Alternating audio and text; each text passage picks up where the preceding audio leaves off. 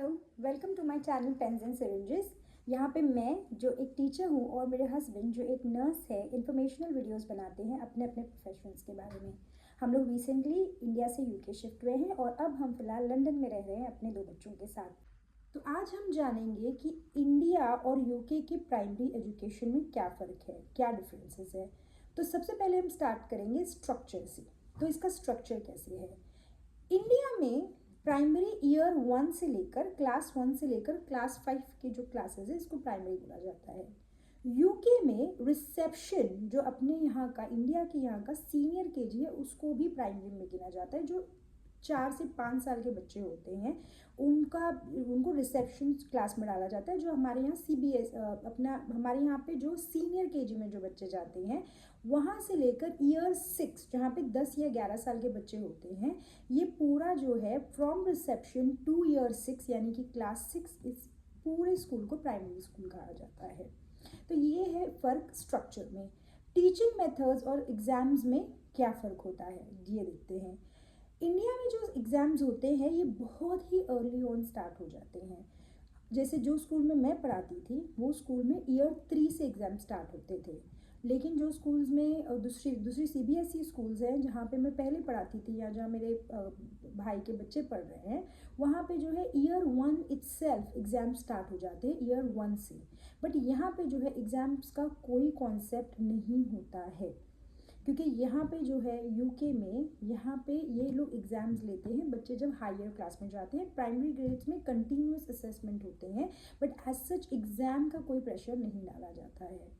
और यहाँ पे जो है टीचिंग मेथड्स भी बहुत अलग है। यहाँ पे इंडिया में जैसे एग्ज़ाम्स के ऊपर जो इम्पोर्टेंस दिया जाता है, पढ़ाई ही एग्ज़ाम के हिसाब से कराई जाती है कि एग्ज़ाम के लिए प्रिपेयर करना है। टीचर्स जैसे कि मैं टीचर थी तो एग्ज़ाम जैसे नज़दीक आते थे हमें सिलेबस कंप्लीट करना होता था, बहुत ज़्यादा प्रेशर होता था, तो हम जो है टॉपिक्स हमको रश करने पड़ते थे।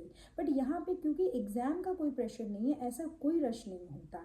यहाँ पे टीचर्स डिसाइड करते हैं। अगर कोई दिन टीचर को ऐसा लगता है कि उसको आज मैथ पढ़ाना है तो वो जो है वो टाइम को एक्सटेंड भी कर सकती है। अगर उसको इंग्लिश पे आज फोकस करना है तो वो टाइम को एक्सटेंड भी कर सकती है। तो यहाँ पे जो टाइम टेबल भी होता है वो फ्लेक्सिबल होता है, क्योंकि ईयर 6 तक यहाँ पे होम रूम ट्यूटर होता है जो एक ही टीचर है वो सारे सब्जेक्ट्स पढ़ाती है। तो वो अपने हिसाब से जो है वो टीचर अपने जो उसकी रिक्वायरमेंट के हिसाब से, बच्चों के अंडरस्टैंडिंग के हिसाब से, क्योंकि यहाँ पे जो फोकस है वो स्टूडेंट सेंट्रिक है, बच्चों की अंडरस्टैंडिंग के हिसाब से यहाँ पे जो है इवन टाइम टेबल में थोड़े बहुत चेंजेस किए जाते हैं और इससे जो है बच्चों को बहुत ज़्यादा मदद मिल जाती है।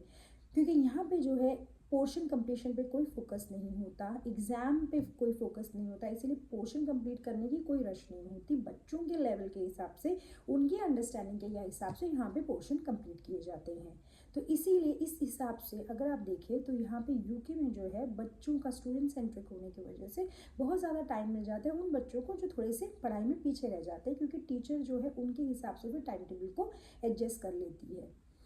नेक्स्ट मैं बात करना चाहूँगी क्लास साइज़ के बारे में और स्टूडेंट टीचर का यहाँ पे क्या रेशियो होता है। इंडिया में जो एक टिपिकल प्राइमरी क्लास होती है उसमें मिनिमम 40 बच्चे होते हैं। अगर आप जैसे मैं कैम्ब्रिज की स्कूल में पढ़ाती थी तो वहाँ पे 25 से 30 बच्चे हुआ करते थे और यही सेम रेशियो होता है यहाँ पे भी। यूके लंदन में भी एक क्लास में 30 बच्चों के ऊपर बच्चे नहीं होते, कुछ क्लासेस में 22-25, बट मैक्सिमम जो है 30 बच्चे होते हैं। तो जैसे मैं कैम्ब्रिज में पढ़ाती थी तो वहाँ पे भी यही रेशियो चलता था। बट अगर आप कोई CBSE स्कूल्स अगर आप कंसिडर करो तो मिनिमम वहाँ पे 35 से 40 बच्चे हर एक क्लास में होते ही हैं। तो यहाँ पे जो है स्टूडेंट टीचर रेशियो काफ़ी अच्छा है।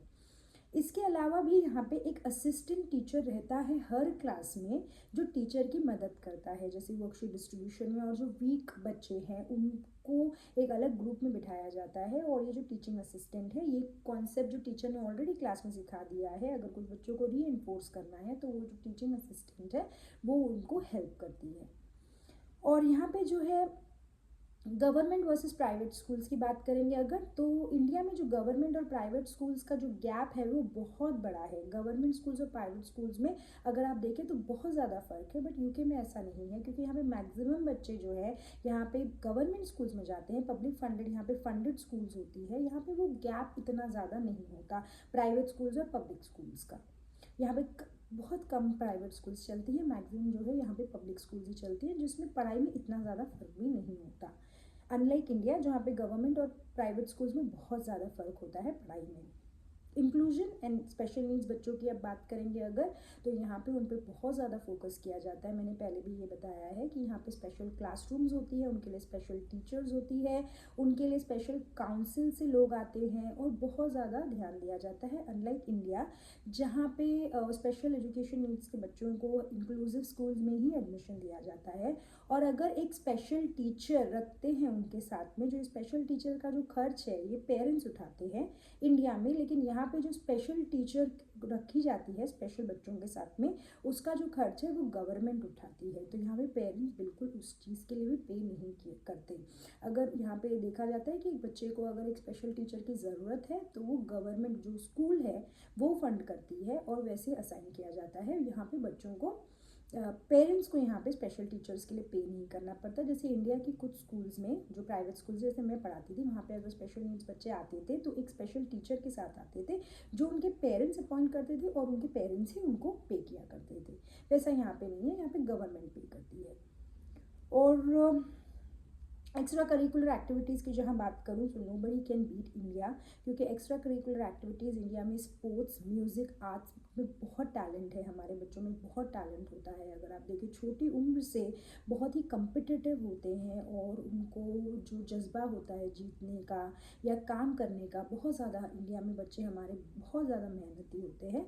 यहाँ पे वैसा नहीं होता, एक होलिस्टिक अप्रोच होता है और एक पीई का पीरियड होता है। कम्पिटिटिव स्पोर्ट्स यहाँ पे प्राइमरी में बिल्कुल नहीं होते, और म्यूज़िक और आर्ट को लेकर भी जो है इतना तवज्जो नहीं दिया जाता। वो ये स्किल्स इंडिया में है, बच्चों में निखर के बाहर आती है। डांस फॉर्म्स हमारे यहाँ पे इतने होते हैं और बच्चों को इतना मौका दिया जाता है डांस करने का। यहाँ पे वैसे डांस का कोई कंपटीशन कुछ नहीं होता। एक असेंबली होती है, एनुअल डे भी यहाँ पे नहीं होता है, तो उस हिसाब में आप इंडियन स्कूल्स को कभी बीट नहीं कर सकते। यहाँ पे जो डांस, म्यूज़िक और आर्ट का जो टैलेंट निकल कर आता है वो यहाँ पे आपको नहीं देखने के लिए मिलेगा। दूसरा, यहाँ पे रोल ऑफ पेरेंट्स जो होता है होमवर्क में बहुत ही मिनिमम होता है। यहाँ पे बच्चों को होमवर्क नहीं दिया जाता। मेरी बेटी फ्राइडे को एक आधा दो शीट लेकर आती है जिसके ऊपर इतना ध्यान नहीं होता, और वो जो शीट भी है it's a very boring thing to do. Repeatedly एक ही तरह के उसको क्वेश्चन दिए जाते हैं जो वो नहीं प्रेफर करती इतना करना, but it is good, it's helpful. यहाँ पे स्पेलिंग्स और क्रिएटिव राइटिंग, डिस्क्रिप्टिव राइटिंग पर बहुत ज़्यादा ध्यान दिया जाता है। होमवर्क्स भी जो होते हैं उसका भी फोकस उसी पे होता है, लेकिन क्योंकि वो बहुत बोरिंग होते बच्चे नहीं करना चाहते। यहाँ पे लिखाई बिल्कुल नहीं होती, बच्चों की राइटिंग प्रैक्टिस बहुत ही कम होती है। अनलाइक इंडिया जो राइटिंग प्रैक्टिस बच्चों को इतनी ज़्यादा दी जाती है, जिसकी शायद इतनी रिक्वायरमेंट होती भी नहीं है, लेकिन यहाँ पे राइटिंग प्रैक्टिस नहीं होती, होमवर्क्स नहीं होते, पेरेंटल कोई इन्वॉल्वमेंट नहीं होता है। एटलीस्ट प्राइमरी क्लासेस में पेरेंट्स का कोई इन्वॉल्वमेंट की कोई ज़रूरत नहीं होती है। करिकुलम एंड सब्जेक्ट, यहाँ का जो करिकुलम होता है उसका जो एम्फेसिस होता है वो क्रिटिकल थिंकिंग डेवलप करने पे होता है, क्रिएटिविटी डेवलप करने पे होता है। जैसे मैंने बताया, इंग्लिश में बहुत ज़्यादा डिस्क्रिप्टिव राइटिंग दी जाती है, पिक्चर्स को आपको डिस्क्राइब करना होता है। अगर एक टेक्स्ट दिया जा रहा है तो उसमें राइटर की सोच क्या है, इस पर ध्यान दिया जाता है।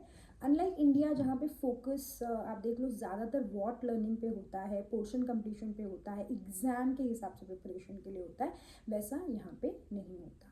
तो ओवरऑल यहाँ पे यूके और इंडिया में प्राइमरी स्कूल्स में बहुत ज़्यादा गैप है और फ़र्क है। लेकिन मैं ये भी बात मानती हूँ कि इंडियन पेरेंट्स को एग्ज़ाम का प्रेशर जो है अगर नहीं हो तो उनको ऐसा लगता है कि स्कूल में पढ़ाई नहीं हो रही है। अगर होमवर्क का प्रेशर नहीं हो तो उनको ऐसा लगता है कि स्कूल कुछ पढ़ा ही नहीं रहा है। क्योंकि मैं एक टीचर रही हूँ तो यहाँ पेरेंट्स अक्सर मिलकर यही बोलते थे कि आपने होमवर्क नहीं दिया है, वो एग्ज़ाम नहीं हो रहा है। यहाँ पे पेरेंट्स बहुत कूल होते हैं अपने बच्चों को लेकर, होमवर्क और एग्ज़ाम प्रेशर इसके बारे में कभी बात नहीं करते। तो स्कूल्स जो इंडिया में ऑपरेट होती है, स्पेशली प्राइवेट स्कूल्स, क्योंकि पेरेंट्स फीस भरते हैं, वो पेरेंट्स के हिसाब से चलती है। तो पेरेंट्स अगर स्कूल को प्रेशर डालने लगते हैं कि एग्ज़ाम्स क्यों नहीं हो रहे या होमवर्क क्यों नहीं दे रहे हैं, तो स्कूल उसके अकॉर्डिंगली फिर एक्ट करने लगती है। तो कहीं ना कहीं गलती हम पेरेंट्स की भी हो जाती है। Thank you for watching my video. Please do like, share and subscribe.